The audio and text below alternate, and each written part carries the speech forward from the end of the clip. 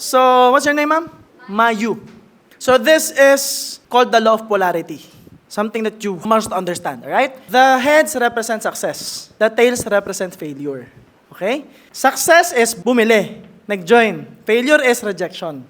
Lagi siyang magkasama. Tandaan nyo yan ha. Hindi siya prerequisite, hindi siya magkusunod. Magkadikit siya. Okay? Partner talaga siya. So when we toss this coin, boom. Lumabas, ayan, heads. Ano nakikita? Success. Tama? Ang nakikita mo, success. Kasi yun yung, ayan, nabungad na eh. Pero that doesn't mean walang failure na nakatago. May failure underneath, you just don't see it yet.